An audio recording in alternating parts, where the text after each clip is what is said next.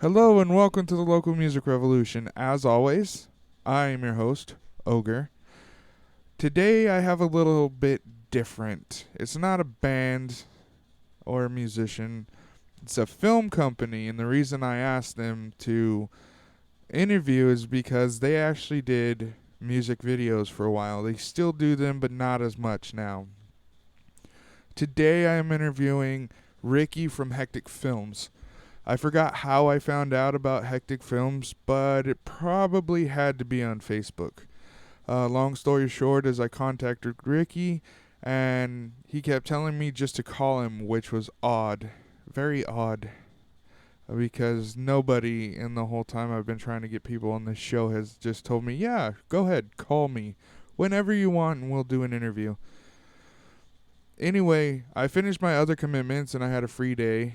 And I contacted Rickey, and funny enough, he was in Visalia, which is the next town over from me. But he was on his way home to Bakersfield. So I talked to him while he was driving. Being in the car made the audio a little sketchy. At times, I tried to clean it up the best I could, but, wind in a phone microphone just makes it very, very difficult. Once we got into the conversation, though, it didn't really matter. It was really interesting talking to him because he's doing things that are very, very interesting right now. He's promoting his new new movie called Naked Zombie Girl, which the title is hilarious. And we talk about how he wrote it, how he filmed it, and how he wrote a comic to accompany the movie, which is awesome because comics are awesome. We also talked to Rickey about his commercial work and his music video work and about his upcoming releases. It was really, really awesome talking to Rickey. Really encouraging because his way of looking at things is really funny. I mean, Naked Zombie Girl, a naked girl killing zombies. That idea right there is just fun and whimsical, if you ask me. And that right there is just amazing. I really enjoy that idea. I cannot wait to see the film. Hopefully, I will be able to get it sometime soon. Maybe, check it out. Write a review about it. Tell people how awesome it is. I don't know. Something like that. Before I get to Rickey and Hectic Films, I want to thank you very much for listening. I could not do something this awesome without bands that want to be involved in this and their fans that want to hear about the bands. You can connect with me and this podcast through facebook.com/thelocalmusicrevolution and on Twitter at TLMR podcast. The Local Music Revolution is also on Tumblr for those of you that use Tumblr. Tumblr.com/thelocalmusicrevolution. You can follow, and it's constantly updated with all new content from all of the websites I use. This whole operation is run through WordPress, so go to thelocalmusicrevolution.wordpress.com and you can follow the blog. While you're there, you can check out all of the pages, all of the information that I have up, and there are always more things being put onto that blog. More so in the coming weeks as I get everything prepared. Plus, you can have access to all of the episodes that have been on the podcast so far. There is an alumni page. There's also a contact page that has all of the social media, all of the websites that the Local Music Revolution is a part of. You want to know, it's up. I'm even working on a frequently asked questions page because I get a lot of crazy questions. So thank you very much. This is Rickey, the co-founder of Hectic Films.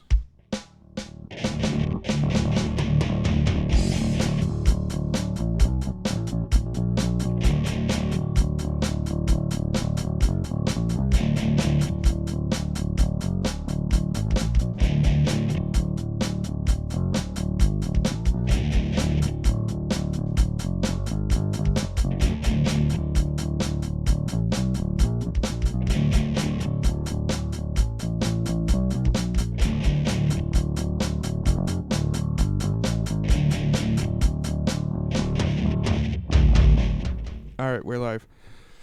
And I'm here with Rickey from Hectic Films. How are you doing, brother? Good. That's good to hear, man. That's really good to hear. So like I was talking to you about before I pressed record was um, you do music videos, and you also have a release out right now that I'd really, really like to talk about. Firstly, can you give some background on your film company and what got you started with your partner in doing these short films? Yeah, me and my friend Jason, we started Hectic Films, I want to say 10 or 11 years ago, possibly, Jeez. somewhere around there. But we started shooting a feature and kind of fell through because we realized we need more people to make a quality project because we're pretty harsh critics of movies now, so we didn't want to put out, there's always stuff that you can't really, match to Hollywood because you don't have $1 million, but, Yeah. we still wanted to make like a good movie, so we shot a little bit, and then we're like, you know what, this movie sucks, let's try something else. So not to say that we got like, a huge amount better, but it's definitely an improvement, so you can imagine how crappy the original stuff was. But yeah, so we did that, and then we just started just kind of catching gigs. We caught on to some music videos, commercials, and we started shooting some features. So that's proven to be the hardest challenge, is the feature part of it. But So, what actually is you say it's the hardest. What actually makes it the hardest? Is it just the time-consuming nature of the project? yeah, it's just hard because in order to do a feature right, I feel like you have to have the good financial backing. You know, I you just not per se for equipment, just for people that know what they're doing. The people that are passionate about certain aspects of the film, so that you can pay them to come out there and do this stuff. Because there are some cases where you just magically have 10 friends that are all good at one thing, doing working together. But to make a good movie, you have to have everyone passionate about the certain aspect of it. And, it makes the film better. If you don't have that, that's how you can tell the movie's either low budget or just uncreative people are just doing it to make money. So that's why I say the feature is harder. I mean, I tried to attempt doing features, and then it's just a lot of footage, and it gets hard if you're not organized and doing it correctly. And that's another thing. If you don't have enough people on set working, and you just have to have money to get that. That's the big deal. But Yeah. I mean, making features are always fun because you get to hang out with everybody for a long period of time, and you're filming and stuff, and everyone starts getting into their characters, and it just gets real crazy. But then when you come down to try to piece it together, and you've got 10 to 15 hours of footage with an hour and a half movie just because you guys were on a whim shooting random crap, it's kind of a pain in the ass. So, but So currently, right now, is it just you and your partner, or do you have people that work with you on all of your projects? yeah, we have a group of people. It varies back and forth. Like some people, because we're mostly volunteering and throwing money into it. We're not like a highly successful, making scroll all the time business. So we're either doing trade work or, working on like a commercial and then using that money to pay for equipment to do, more movie stuff. Okay, I gotcha. So like, some people will come out and help out. A lot of people just will come out and we'll feed everybody and we'll just have a good time. Sometimes we'll get a paid gig, and those people that now have learned how to do those jobs, will work with us on like a commercial or like something that's paying, like a paying gig. But yeah, it's good. I mean, it's definitely get people that are passionate about it, more or less than people that are just trying to make a paycheck. So that part's nice. But How have you found the people that you're working with right now? Are they all just your friends, or have some of them just stumbled upon your company and wanted in? pretty much they just like we'll either meet somehow or something, or people will hit me up on like Facebook, social media. I mean, whatever it may be. And then sometimes when we have meetings, which we haven't been able to have any for a little while. But when we have meetings, we have a bunch of people come in, and we try to make it more of a networking type thing. So if someone did music, and then somebody did video, they can get this and kind of say, hey, will you help me with the project? Because a lot of people just ask me, like, personally, hey, will you film something for me for free? And it's like, not that I wouldn't want to do that stuff, but it's like, obviously I can't pay my bills off of hopes and dreams, and my time is really limited. So it's like, if I want to succeed with my own projects to where eventually down the road I can be doing shit for free, then I gotta make money to invest it back, because all my money 100% goes back into the website promotions, paying people on food, hotels, whatever it may be, so that we have a decent set time all the time. So when people are coming, they're not just coming to show up to work; they're coming to hang out, film some movies, be creative, and it's not like I wouldn't say it's like a big collective where everyone's talking and shit. They just come out and help, learn how to do a job that they're interested in. Like, someone might come on set, hang out, and then be like, oh, I want to be a boom mic, try to hold the boom mic on the next one. Okay, cool. We start fine-tuning that shit. So it's kind of like everyone wears a bunch of different hats, and then there's certain aspects of the whole movie process that someone else wants to do. That's really awesome, man. You don't really get that often. You don't get opportunities to show people how to do that very often. It's really cool that you guys are doing that. Yeah, I mean, it's fun, man. It's really definitely cool.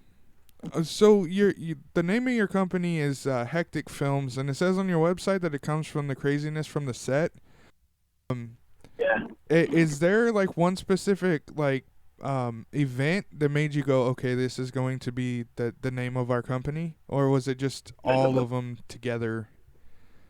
Well, it was partly that, and then partly me and my friend did a show.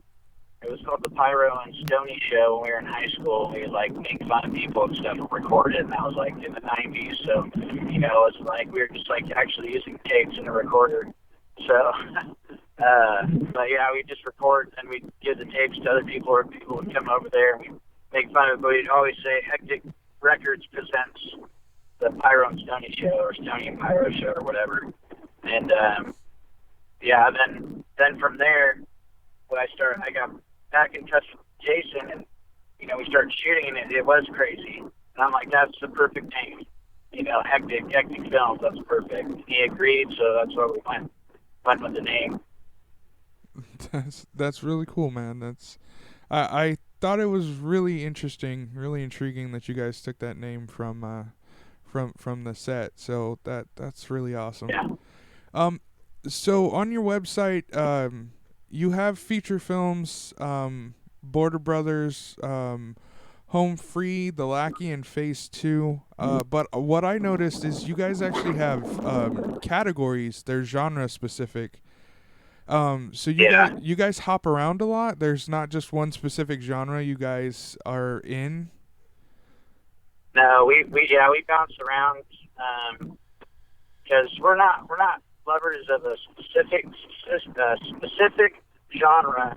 We're just lovers of movies. So we try to hit every genre and just try to be as true to that genre as possible with what means that we have. You know what I mean? Yeah, I completely understand that, man. Is there one specific genre that you've actually done that's more difficult to get than the others? I would say drama is the most difficult. An intense drama film is hard because you have to make sure everything's right so you don't lose people in the mood, in my opinion. I watch a lot of indie films, and those are the hardest to pull off, in my opinion, is a good solid drama where you can kind of get into the characters, and a lot of that takes the quality of the video as long as with acting. So it's a lot of components there that people don't think about that make it so difficult. So we don't really attempt that much. We made a short film called Impact about a girl that gets killed by a drunk driver that actually my dad wrote. Wow. It's a poem. So he talks about this girl getting hit by a drunk driver, and that's under our short films. But it's called Impact. Girl gets killed by a drunk driver, and he talks about it, and then you kind of see it's only like a 3-minute short film, but that one would probably be the only real drama we've done, besides like maybe some failed attempts early on in our careers. But is there a one that's just really, really easy for you guys to pull off? Like you can do them all day, every day kind of deal? Yeah, I mean, well, it just depends on who likes our stuff, but usually comedy's pretty good for us, pretty easy, and zombies are pretty easy for us, so, because we have the right people in place. And zombie films, I like zombie films because they're the most forgiving films, so you can screw shit up and they're still pretty, pretty accepted about it, you know what I mean? You don't have to always be on point with the zombie film. All right, speaking of that, one of your movies that you're promoting right now is called Naked Zombie Girl. Can you talk about that for a minute? Yeah, Naked Zombie Girls are kind of our claim to fame, I guess, in the horror genre. We have, it's basically a zombie film about a chick that's butt naked killing zombies with a chainsaw. So we were on set, like working on a friend of mine's project, T.T. Carney. He had written a script, and then this guy Willie took it over, and Willie casted me in the video or whatever it's called, Trespassing to Terror. And we worked on that, and I met Megan Shadane on that set. And I was joking around with my friend Jared Rice. We were talking, and I told him, hey, we should make that would be awesome to see a zombie movie with a chick butt naked killing zombies with a chainsaw. And I was just kind of talking out of my ass, Yeah. And then I asked, he said, man, that's a good idea. I'd buy that, I'm thinking about it. I'm like, damn, I'd buy that too, So we like started talking more about it. Then we asked Megan because she said she would do it. I was like, would you be interested in doing something like that? And she's like, definitely. And I was like, all right, cool. So we talked her into doing it, and then came up with the script. Because then the next deal was like, how would you get naked? You know what I mean? Yeah. And then we wanted to do it like how Home Improvement, I don't know if you ever watched Home Improvement, but the neighbor on Home Improvement, how you never see his like house. Yeah. Any of the shots. So we were like, oh, let's do that. Let's do something like that, but with the nudity. So you'd be watching it, and then you're like, oh, she's gonna be naked here. Oh, she's gonna be naked here. And then you think you're gonna see something, but you never actually see something, and have everyone kind of like a tease, because I wanted the shock value, but I didn't want just like all the nudity stuff, because I think that's really unneeded. You know what I mean? Yeah. Don't get me wrong, I like seeing boobs in a movie, but some people they just like constantly throwing boobs at you, and I kind of wanted to give it, but not give it all the way. You know what I mean? Yeah, so, I got you. I mean, it's a proven fact, my friend, that you'll spend a lot more money at a strip club than you will on a hooker. So you can't give them all the goods all the way, right? That's very true. I kind of see that as a comical kind of deal. Yeah, I always love that. Comical. So is it a feature film? Is it full length film, or is it one of your shorts? It's a short film. We didn't have the money to pull it into a feature, and I didn't think that anyone would want to make it into a feature, because I had a lot of haters on that project. So Really? They didn't know what to expect, because it was weird. I had some people that were like all for it, like, oh yeah, and then I had some people that are like, what, and so it was kind of like a toss-up, but once we started shooting and we got the trailer out, and people saw like stills from the movie and saw the poster and like kind of the idea I was trying to come across, it made a lot more people more interested in it. But at first, when you say Naked Zombie Girl, it just sounds like a crappy porno. Yeah. So it, you know what I mean? It makes it difficult. So you kind of gotta see the visual that we're trying to come across. It's that grindhouse, like Planet Terror, grindhouse, like modern day grindhouse, I should say, kind of look to it. Yeah, but if we could have afforded to do a feature, I probably would have did, to be honest with you, something else. But the short film, it just worked perfect. It was just a funny idea that we thought was cool, and then we were like, okay, this will be cool, and I had to talk a couple people into doing it, and then once we did our first photo shoot, like everyone was completely 100% on board, so that was awesome. Nice. And then and then we went into shooting, and man, it was cool. It was fun. I feel bad for Megan because she was completely naked around a bunch of strangers a lot. Wow. But yeah, that gets awkward. I'm assuming. I've never done it, so I can't can't completely give you a accurate observation of it. But yeah, but yeah, I mean it was cool. I mean, there was a lot of makeup, so Nick Reisinger, he did amazing on the zombie makeup. That's another huge thing. Without the zombies, I don't think it would be as interesting, because I feel like zombies, people like the genre, but then they don't put enough effort into your zombies, and that's kind of frustrating at times, because that's what used to sell me on, like the 80s and 90s horror would be like, thinking it looked real because it was all like a practical effect. You know what I mean? Yeah. Which I feel like now we should be kind of mixing those two together, like a little CGI, a little bit of practical, kind of mixing it up so it just seems real. But, I totally understand, people not having the budget to do a practical effect or having someone. We're blessed enough to have Nick Reisinger doing a lot of our makeup and running a lot of our makeup department, so that's cool. That's awesome, man. You guys also have a comic book based off of the movie. Well, is it based off of the movie, or is it like an expansion of the idea? Well, basically, not so much of a spoiler alert for someone who hasn't seen it, or you haven't seen it either, right? No, I have not. Okay.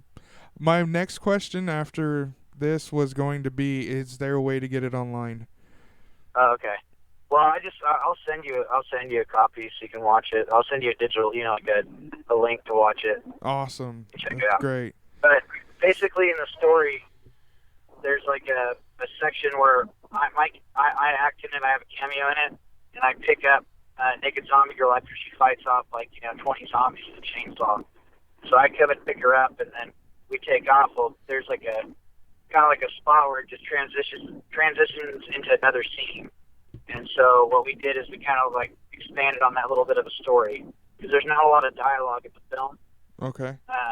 Because we were using a chainsaw, we wanted to kind of see if we could pull it off, with no dialogue. So there's only a few lines of dialogue, and kind of the radio is talking, kind of narrating the story, so you kind of get in the mood, and then there's not a lot of dialogue. But anyway, so in the comic, I kind of wanted to tell a little bit more of the story, you know what I mean, with the two characters, because that's the first time she's naked.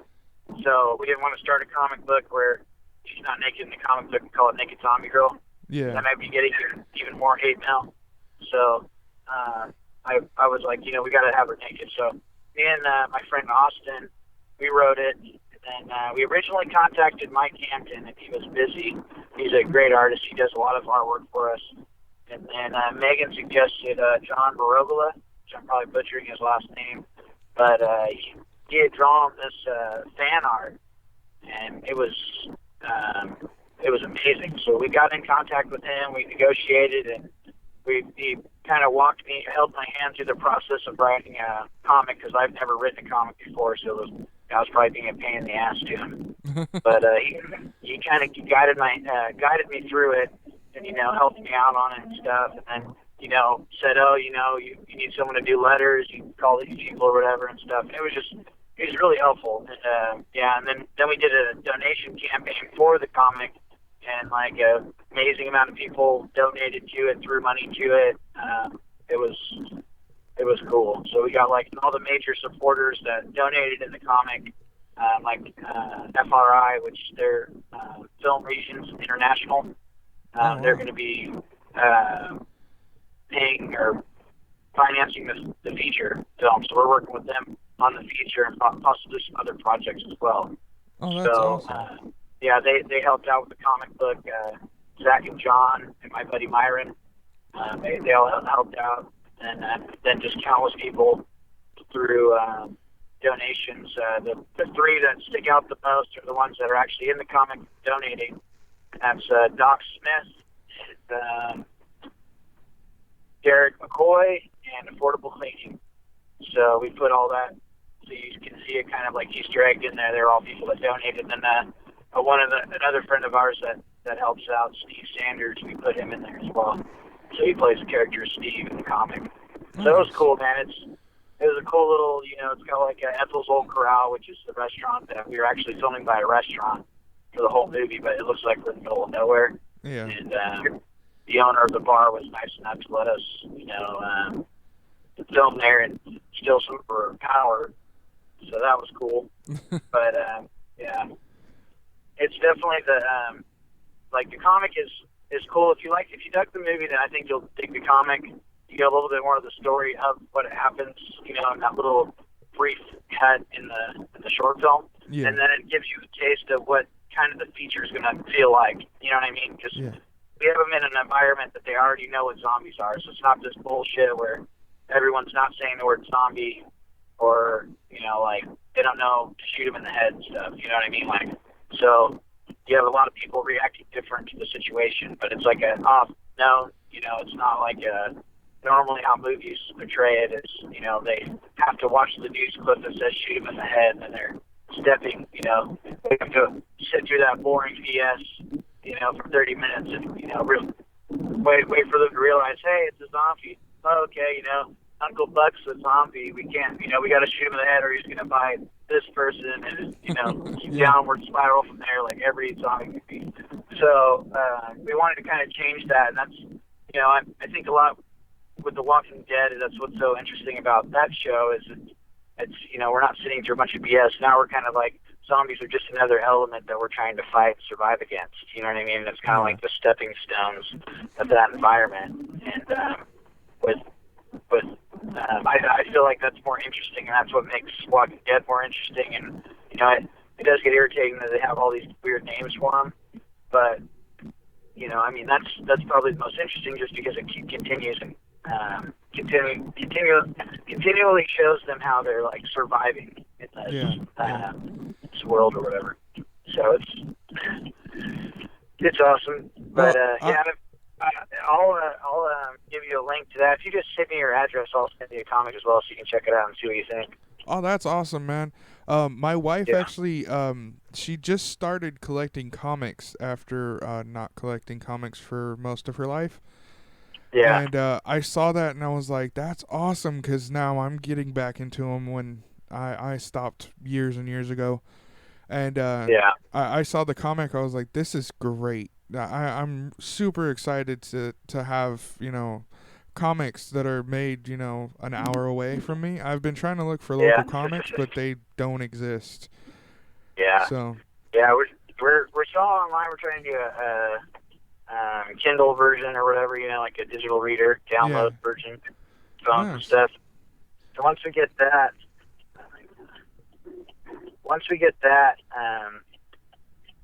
we're gonna definitely.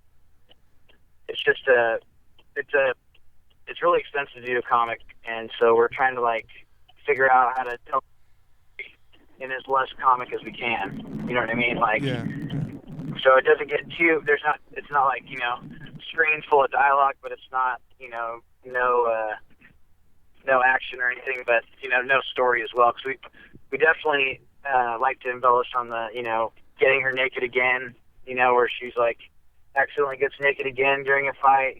Stuff like that. And, just having a lot of fun with it. Because if anyone's taking the movie too serious, I mean, I just wouldn't take it that serious. Some people it's funny too, because a lot of people give us mixed reviews. They'll get the comic and they're like, "Oh, this is from the devil. This is gross or whatever." And then some people are just like, "Oh, that's so awesome! Naked chick killing zombies, awesome!"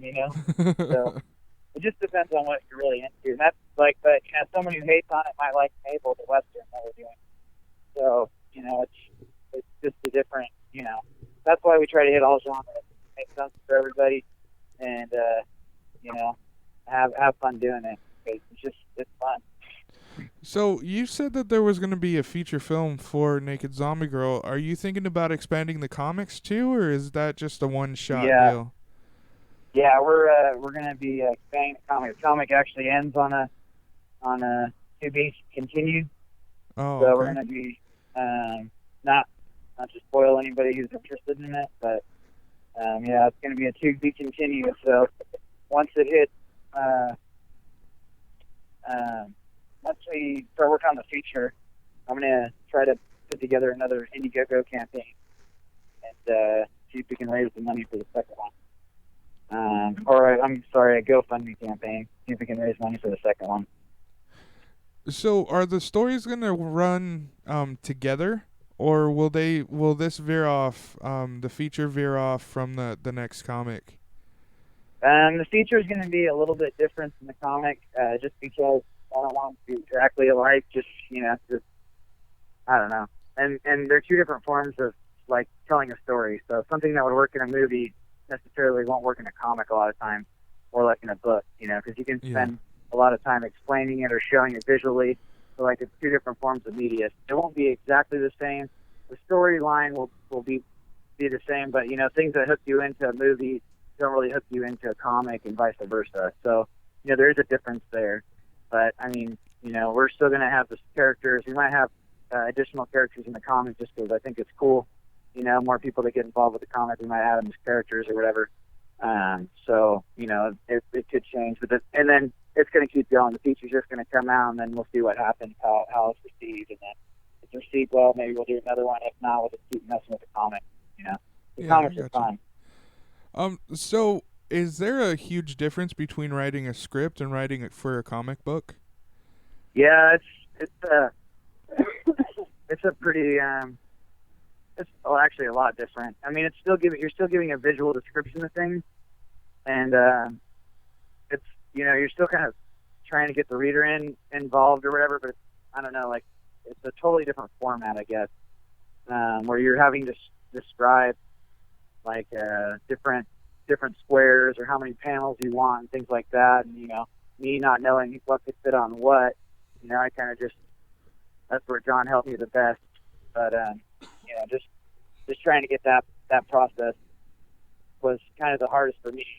But once he was drawing it, that was easy for me because I just got to hang out and then get random emails with like a page of it, and I'd freak out, be like, "Oh, it's awesome," So that's all that was the extent of my job on that. So, and then we just kind of put it together, and then from people's donations, we got it printed as well. So when you're writing a script, how do you how do I word this?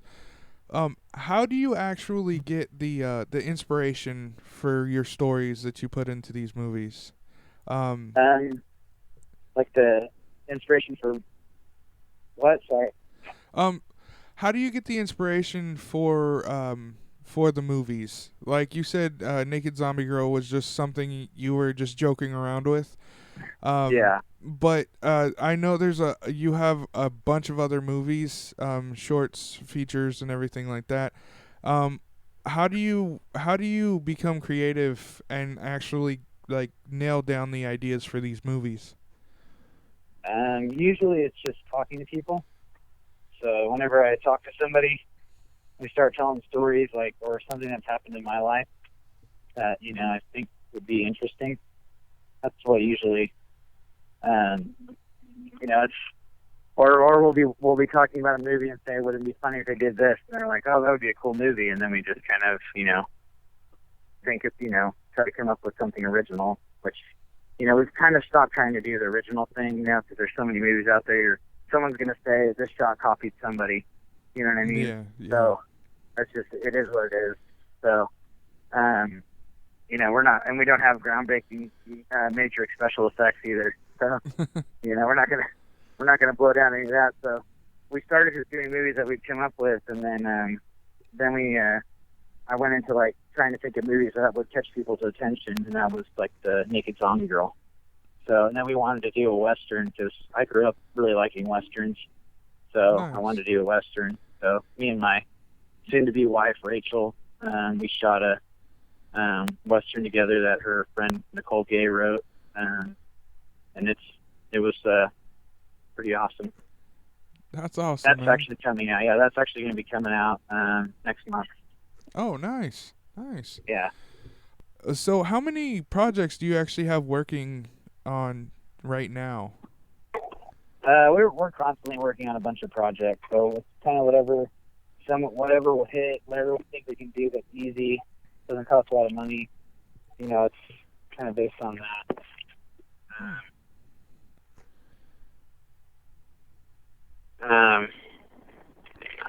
We try to do whatever will be like realistic. You know what I mean? Like if someone comes up with an idea and it's realistic, or we can really pull it off, and we try to. But some people come up with ideas that we can't pull off, but are still good ideas that will, eventually shoot. We just need the funding. You know what I mean? And that takes time. That's probably the most pain in the ass part of making a movie, is trying to find the money to do it. Yeah, I gotcha. And enough money. So. All right. So you said that you work on commercials. You lightly mentioned music videos. So what's up with the music videos? How did the people find you? Were they just friends, or did you actively seek out musicians to create videos for them? We've sought out a couple of them, but basically the people that we've shot music videos with, they've either hired us or they're our friends. That's how it usually works with us. But with the last two we shot, which one had Naked Zombie Girl in, it's Forget Your Friends is the band, and they're a great band, nicest group of people. And we shot their video Scream Queen, which is it's like a grindhouse style music video. So, but yeah, it's definitely a friend basis, or people just randomly hit me up. These guys just hit me up. They just hit me up, I think, through Facebook or email, and then we talked back and forth, to see what their budget was, what they wanted to go through for. And, I was like, all right, we can do it. So me and Mike Allen and my son, we went out there, we shot it, and it was pretty fun. We were in kind of a small area, so we were kind of limited on our shots, but for the most part, it's a pretty cool video. It's got a good effect to it. My favorite type of effect, like the grindhouse style. Yeah. So it was pretty tight. But it's called Scream Queen. It's on YouTube. And we also have it on our website, I think, under music videos. Yeah. And then we just did a rap video with my friend Nutso. And he did Put It Down. We shot that one. That was like a kind of like a we shot when we could kind of deal. And rap is probably the most interesting stuff to shoot, because you have to watch their mouths continuously. You know what I mean? If you're on them and they're rapping, and especially if they're rapping fast, it's like, whoa. You know what I mean? Where's this guy's lips going? So, but it's fun because you get to go to more locations, with the rap video stuff. But the rock videos and the alternative, or I suck with genres of music, but like the more like the band image. Some are real cool when they want to do like a story. That I think that stuff's cool. Like we shot one for my dad. It's called Moo Moo, and my dad wanted to do a whole story about a wedding. So we got a wedding together, and we made this fake wedding. And that one's pretty funny. It's like a comedy country music video. Nice. But that one was shot on the red one, so you got to bust out the big ones for that. But yeah, it was definitely cool. I mean, I think we shot that one like 4 or 5 years ago. So now they have the cheaper reds out there. But then at that time it was a rare commodity to indie filmmakers to have that. Nice. So when you're plotting out these music videos, are they similar to when you plot out your short films and your commercials, or is there a whole different ballgame you have to go through? Well, I think basically it goes with the what the band wants. Because some people are like the musician. Whoever's hiring me or my friends, it's kind of like, well, what do you want to do? And then, usually they'll have some crazy ass idea where they're like jumping out of a plane and stabbing themselves or some crazy shit. I'm like, okay, let's reel it in. What can we really do? Just kind of a statement for your song. So I think a lot of people just try to do weird shit to be different, and it ends up sucking. And they could just do something that has been done before, but you just do it better, or you do it the way you think would be cool. You know what I mean? Yeah. But it really just depends on them, because I've had bands come up to me like, for example, like the Forget Your Friends guys. They wanted a grindhouse similar to look to Naked Zombie Girl. They showed me a video idea. I tried to match, kind of the feeling that I thought, because it is a visual type thing that you have to communicate with the artist, And then, you kind of go back and forth. You're like, is this good? Is that good? What do you like here? What do you don't like? And my worst thing is I'm terrible at syncing up the guitar movements, so I have to really make sure that those are correct. Because I can tell, by listening to the camera audio and the video audio, we record sound separate. Yeah. But I mean, they already have the music played. It's already the song that we're trying to match up to. So it's hard because sometimes they'll be playing it different or whatever. So usually, what I do is I have a mimic like they're playing. You know what I mean? So Yeah.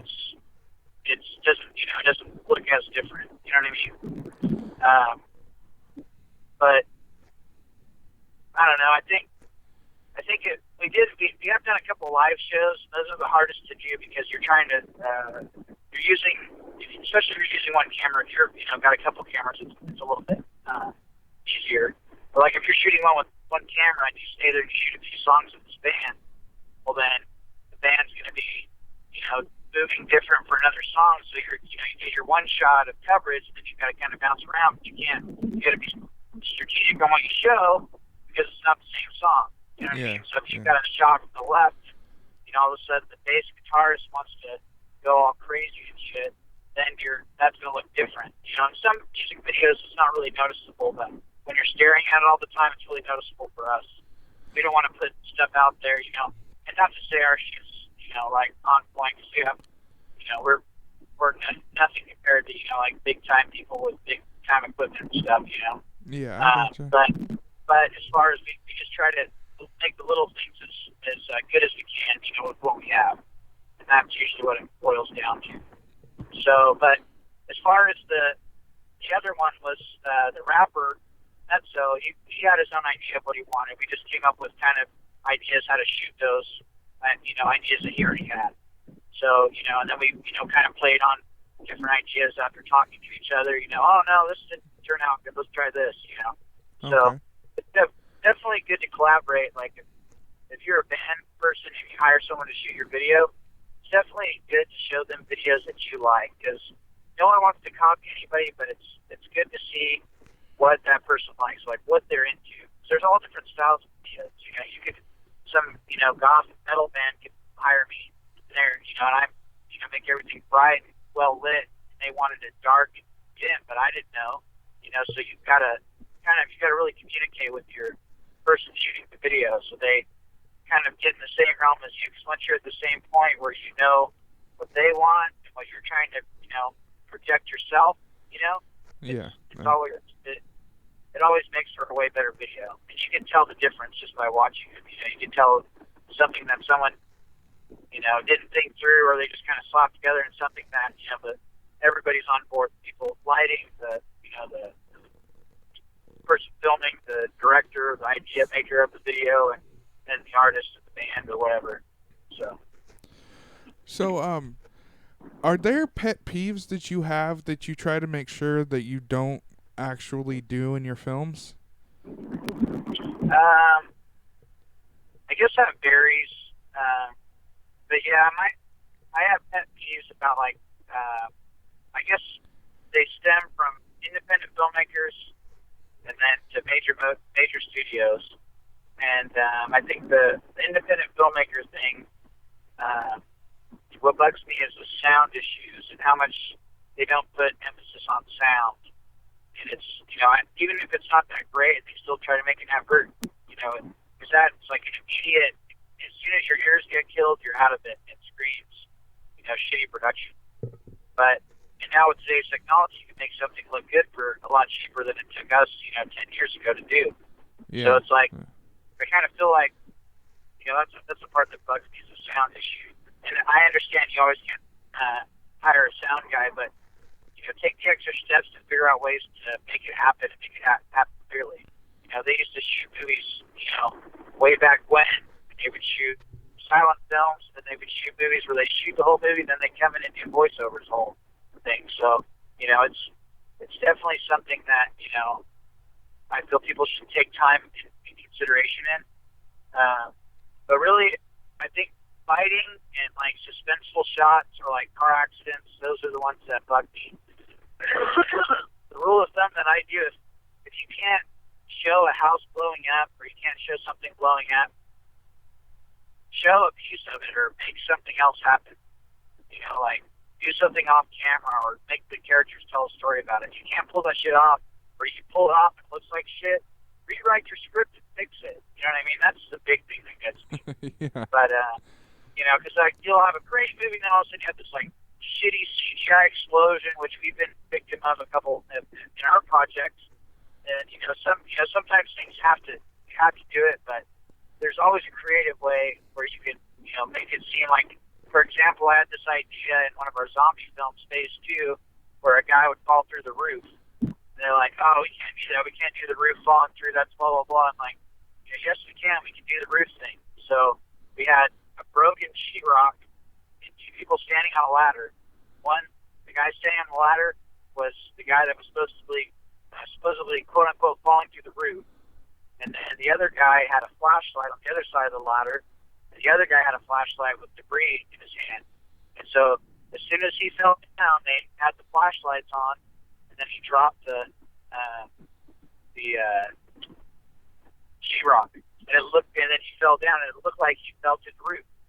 And they told us over and over again, oh, you can't do the falling through the roof, and it's like, yeah, we can. We don't have to do a bunch of CGI. We just give enough for the viewer to understand what's going on, and they'll thank you for it. But as soon as you take them out with a lot of cheesy effects, like I said, there's stuff where you have to do it, and we've done it making fun of stuff too, to make things cheesy just because it's funny to us. So maybe we can red wrong on a couple of things, but it's just oh man, it bugs the hell out of me. I think the big thing with the big movies, bigger productions, like shit coming out of Hollywood, would be some of the storylines are just so dumb. I'm just like, wow, like they have these good ideas, and you go see the movie, and it's just like a trailer. Like you watch all the pieces that are good or what's in the trailer. And it's just, I don't know, it doesn't have any like story or originality to it, which I'm not expecting things to reinvent like the movie altogether, or the movie genres and different things like that. But it's just at least come up with something new or get out of that typical formula. You know what I mean? Because the formula, I guess, is what kills me. It's like, oh, I know this is gonna happen. I know, that obvious. I like to be surprised and shit. Yeah, so, man. It kills a movie for me if I can plot it out within the first 20 minutes. I really don't like that. I really that's actually one of the reasons why I like The Walking Dead, and the reason why I liked House of a Thousand Corpses is because the good guys aren't always winning. And you don't see a lot of that anymore because, the good guy always has to win. But I really enjoyed that, so I completely understand.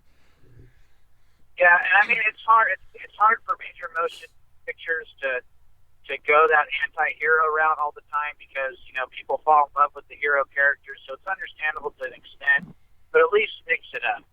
You know what I mean? Like mix it up, make something different happen. I don't know. It does get tedious, but I don't know.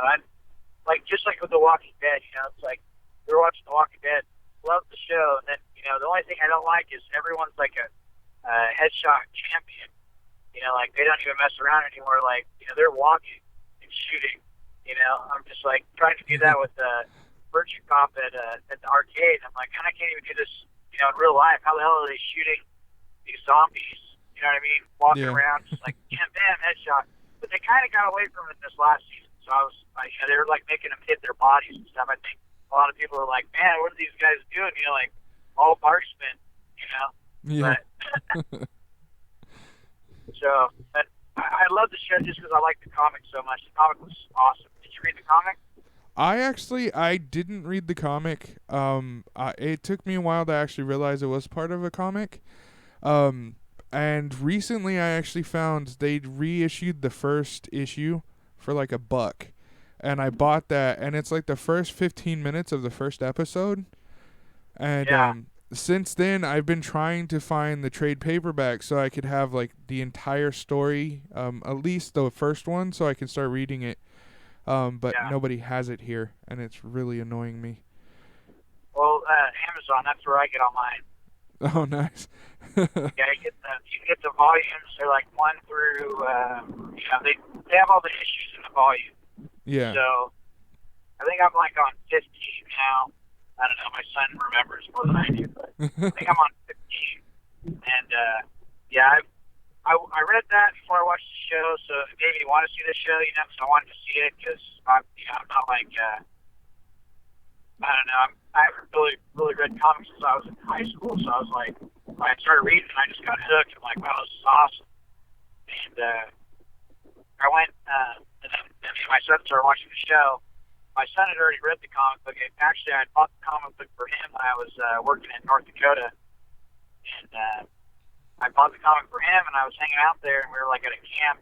And I opened it up and started reading it, and I'm like, yeah, this is pretty good. So I called Aston Town the next day and got the next issue, and I came back, and I was like, oh, man, I'm going to get this. So I started getting hooked on it. So, Yeah. yeah, but It's the comic is a lot.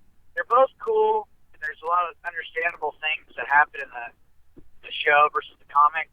But now they're killing off characters that we're still kind of going in the comic, and then like I don't know, it's kind of gets a little confusing. And then now, as the story progresses on the show, these other characters they have on TV are taking the place of characters in the comic. Like, you know, are you caught up with the show? no, actually, I'm the last season on Netflix. I believe it's 4. I haven't seen 5 yet. Okay. Well, like you know who Tyrese is, right? Yeah, I know. He's pretty decent. Yeah. Well, in the comic, he's like awesome. You know, he like fights all these guys. Him and Rick are kind of like how Daryl and Rick are in the show. Oh, okay. But in the show, Tyrese is like this big pussy, and it's just like, how, you know, why do that? You know, like Tyrese is an awesome character. So it's kind of weird, but like that, you know, and then you know a lot of things that how I feel Tyrese would have acted, Daryl acts like, but you know, Tyrese wasn't like a tracker hunter, so there are some differences there. You Yeah. can kind of see, you know, the similarities as well. In my opinion, it's just my opinion. I don't, you know, they could be like, not, you know, they obviously don't give a shit about my opinion, but as a fan of the comic, I definitely say Tyrese or Daryl is Tyrese on the show. So once you start reading the comic, I think you'll like Tyrese a lot more than you do the show. So it's kind of like, oh, he's kind of done with the show, but Oh, nice. whatever. Okay. Yeah, it's I'm a huge fan of Game of Thrones, and I've read all the books up until the 5th one, and I'm the same way with that. I can see all of the differences and the annoyances and everything. It's really having an adaptation from a book to film it's never a good thing because you can't do all of the things in a book, but it's really fun to see what they do. Oh yeah, yeah. Yeah, it definitely makes it interesting to see kind of like what you had in your head and then what they had in their head, you know. Yeah, But that's why everyone says the book is always better because they envision things differently than obviously people that are big movie. You know what I mean? Yeah. So, and it's a few different medium things. Like I always try to tell a few of my friends that are like, "Oh, it wasn't as good as the book," but then here I am saying the same shit with The Walking Dead. So, but yeah. It is what it is, man. It's all fun. I really enjoy those shows though, and I love the fact that they've made these comics and these books popular culture now, and yeah, Same way with the Marvel movies and everything. They're bringing Marvel back, and Yeah. it's amazing. Yeah, I just wish this shit would have came out when I was like a little kid, so I could be enjoying all this awesome crap these lucky bastards are getting to enjoy. You know what I mean? And now, Yeah. and now I can do what I want. I'm an adult, so I can buy toys if I want to buy toys. I'm an adult now, so I don't have parents give you weird eyes like, hey man, you're 16. What are you gonna do with that Darth Vader figure? You know what I mean? It's time to go out. Do things with other people. You fucking weirdo. So. Yeah. I've found that in my later years, actually, as I grow up, I am starting to revert back to the things I really loved as a child, which is like X-Men and music and all of those things.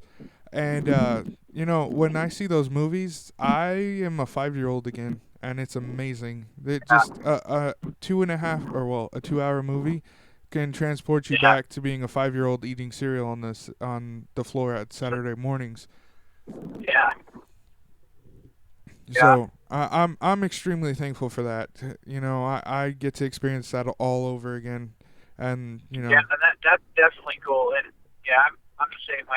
It's cool. It does suck. Some of the I was a big fan like the Ninja Turtles movie, the newest one, but it was still cool to see him. The version now. It's like, wow, it's nuts what technology has, where we're at now with movies.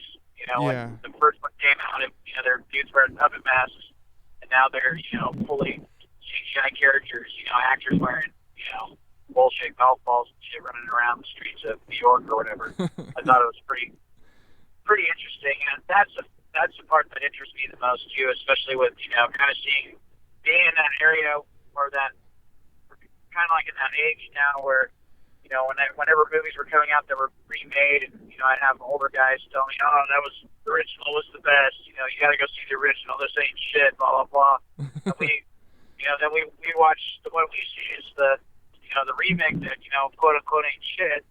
And then but we like that one. That's the first one we saw, so we think the original's okay, but we like this one, and it's just kind of like I feel like I'm in that realm. Even though the Ninja Turtles sucked, I thought it was cool, but it wasn't the Ninja Turtles that I grew up with. And but now, these younger kids are like, oh, that's our Ninja Turtles. Like my buddy's son, that's his Ninja Turtles. That's all he sees. He doesn't see the shitty, 90s cartoon, the cheesy movies with vanilla ice. So yeah, I remember that, man. Yeah, man, it's the same thing with the X-Men for me. My brother never actually saw the X-Men cartoon that was on in the 90s.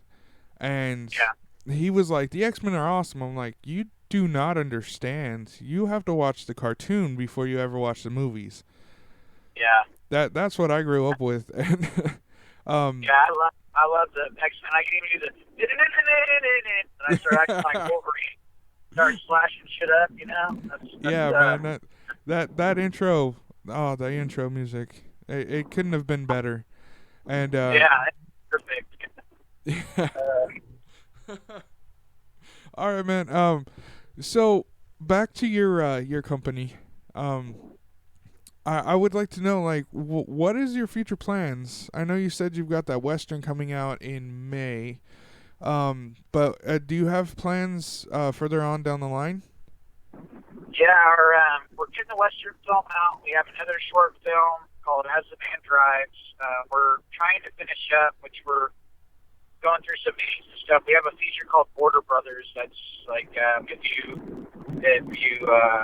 like weed and gun comedies, then you'll like that movie.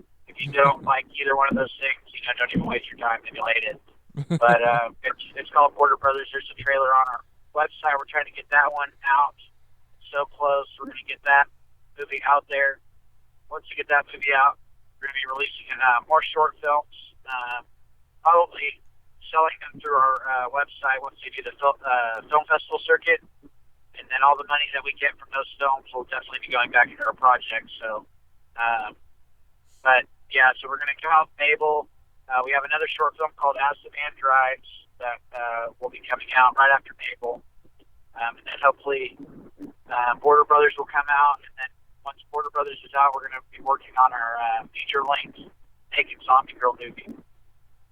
So that's the game plan, and then we'll shoot that. Hopefully, be done with the Naked Zombie Girl movie fairly quickly for the full-length feature.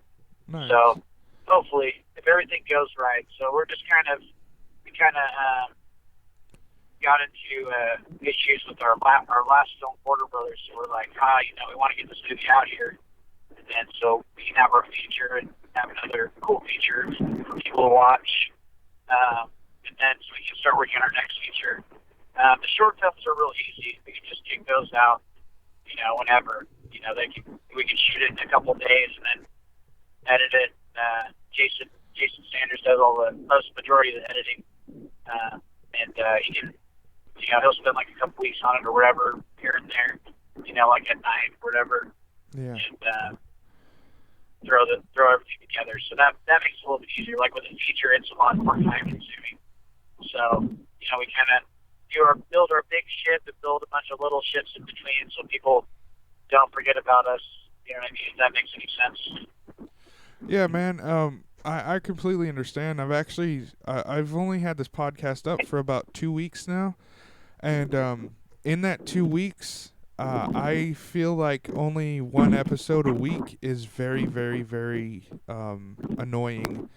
I think there should be more things to go on, and I think that's the way to think. And I really like the fact that you guys are trying to pump these projects out. It's very intriguing, and the fact that you guys are doing so many different types of movies is really, really cool too. Yeah. Our As the Man Drive one, that's more of like a drama one, so that's our trying to throw that one under, and then throw that one together, and then we have the comedy obviously coming out, Border Brothers. So it's we'll definitely be hitting as many spots as possible. It'll be like the Little Wayne, a white Little Wayne of movie making. That's awesome, man. Yeah. All right, man. So, is there anything else you want to say before we wrap this interview up? I would just like to say thank you to the people involved in the Hectic Films crew. Jason Sanders, my future wife, Rachel Montgomery, which will be Rachel Bird, and then the people that help us out, Mike Gallen, Anthony Gallen, Robert B. Hill, Myron Ward, all the crew on there. Dane, he's the one that does all the poster work. Myron actually has a film called After Prom, which you go to Hectic Films Facebook page. You can check out After Prom. It's a black rom-com that we're helping out on, directed by Myron Ward. And Nice. then we have, I'd like to also say thank you to my kids. They help out on every movie. Michael Bird and little Rickey, they're always out on every set. Getting yelled at by me. So they're learning all this stuff. So they're probably gonna grow up to make better films than me someday. And then I don't think I said thanks to DT Carney, but DT and Georgia Carney, they're a huge help with a lot of our stuff. Nick Velardes, he's a writer that I work with a lot. He has a cool book, Lords of Bakersfield. Check that out. And then Jason has Centertain. Check out Centertain if you like drive-in movies. Jason started with his wife Sagan drive-in movies where we help promote things there as well. So it's a fun night. It's only $20 a carload.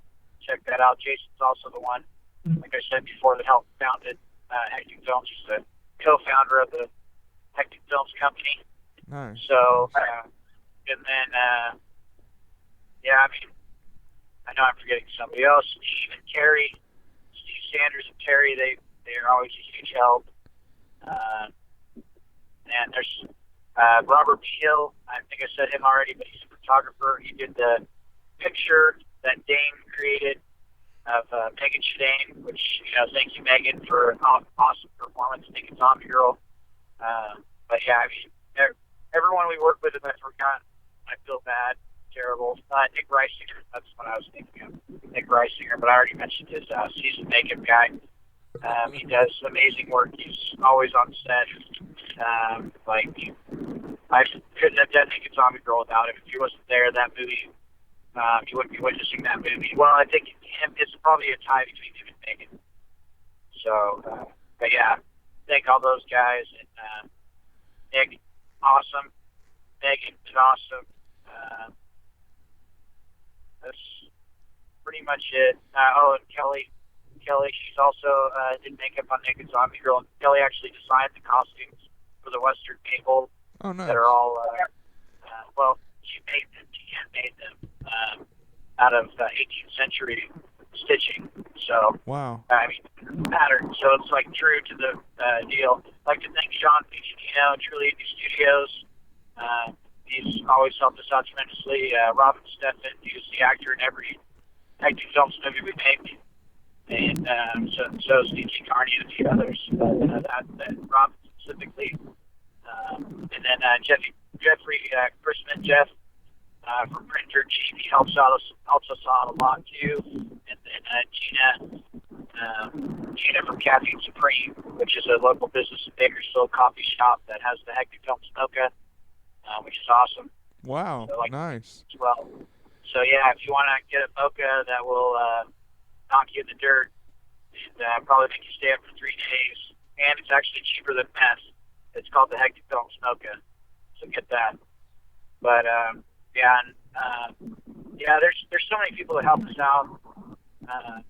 They truly super thankful to everybody, and it's just the group just keeps growing. So, and I can barely remember my own birthday, so to try to remember everybody off the top of my head is bad for me. But everyone, thank you, awesome, and thank you for having me on the show. I appreciate it, man. Thanks for checking out our shit. I'll send you some free shit. Well, thank you, man. I appreciate that, man. Yeah, just text me your address. Next round of bootleg DVDs, I'll send you a comic and a bootleg. Awesome. Stuff. So. All right. Well, my final question is, how can people get a hold of you? What are the outlets in which they can find you? I know them, but nobody else does. HecticFilms.com. You check out our website. We have a lot of projects on there. Facebook's usually really good.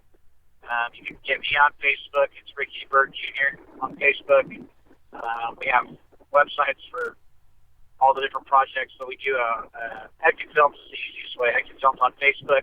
We have a Hectic Films on Instagram. We're also on Twitter. Everything's just Hectic Films. You can find us on there. And then we also have a Naked Zombie Girl. I know we talked a lot about that with a Naked Zombie Girl Facebook page. And we also have a store on our site, which all the money, anything you purchase there, will be sent to you, and all the money will go to buying more of the shit to sell and making some more projects. So our movies aren't as shittier. We raise the bar every time you buy something. So that is awesome, man. I can't wait to see the movie, and I really, really can't wait to read that comic. Why not? Thank you so very much for taking the time to talk to me. It's been wonderful hearing about your genius that goes into this. Like I said, I cannot wait. Please keep me in the loop whenever anything happens, anything important, anything unimportant. I would really like to keep up with you, brother. Yeah, we have an email list that I send out. It's on our Facebook page or on our website. Type your email in there. You'll be totally locked in. I just send everything. We talk about upcoming projects, upcoming events. If you ever want to go to one or filming, all that stuff. So, just sign up on there and you'll definitely be informed. And we also have a group on on Facebook called Hectic Films Productions, which anyone can join as long as they're not trying to sell Japanese Ray-Bans. They can join. And we post all our projects in there. Other filmmakers post their short films. So, that's how we stay connected. We always constantly post on Facebook or on the email list. So, yeah, definitely join that shit, man. I'll keep you up to date because you kept to whatever we're doing. We're going to be doing a Mabel premiere in Bakersfield. We're going to be going to more film festivals in LA and up I think in Fresno as well. So, you're more than welcome to come hang out and chill or whatever. Yeah, man. I'm actually, once we get done with this, I will go and add that immediately. Okay. And if I can make it to any of these festivals and support you, I will more than willingly do it, man. You've been awesome. I cannot thank you enough. It's been really No awesome problem. talking to you, man. Yeah, no worries, man. Thanks for having me. I appreciate it.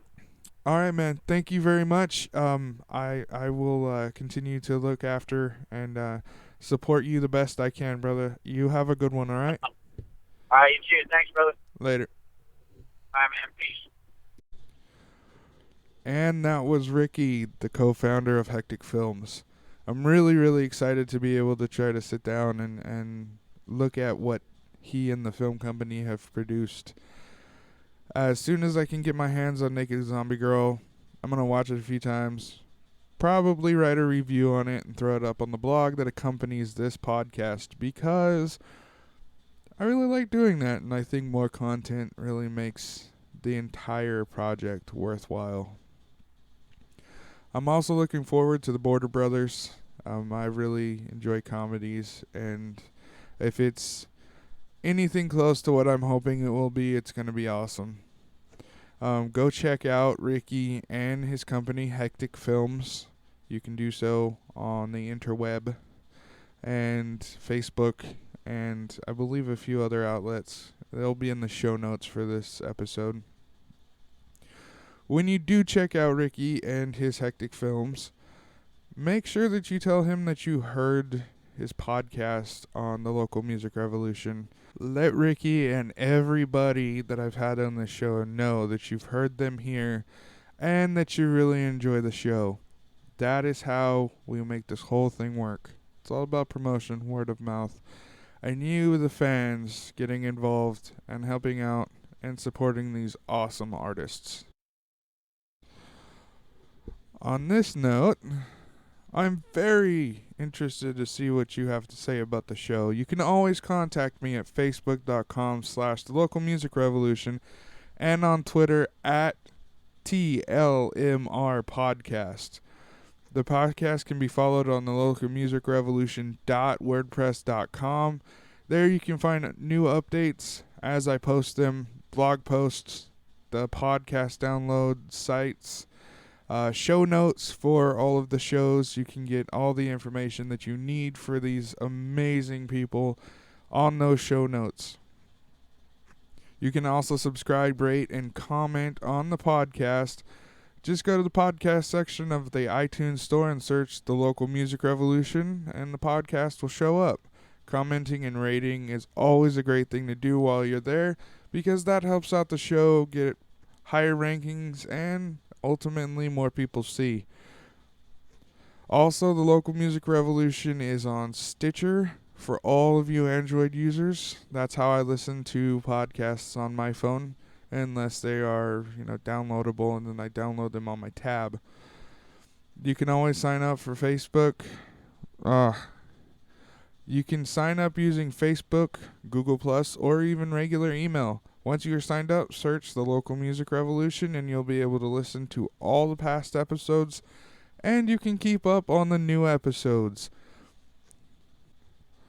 I also want everybody to remember that I'm always looking for bands and musical artists and companies that promote these guys and help these bands out. If you are somebody or know somebody that has the ability to play an instrument, that is in a band, that owns a company that prints flyers for local bands, I am honestly interested. With that, you can contact me through the Local Music Revolution at gmail.com. We can get the process started so that you can have an interview on this show to promote you and your band, or you and your project, or you and your product. If you help local music, I want to be able to help you. So contact me. Next Thursday, I will have the project known as Zion in Ruins out of Visalia, California on the show to talk about the new album that's coming out this month and everything that's awesome about the project. Until then, this is the Local Music Revolution. I am Ogre. You are awesome. And take care and be good, everyone.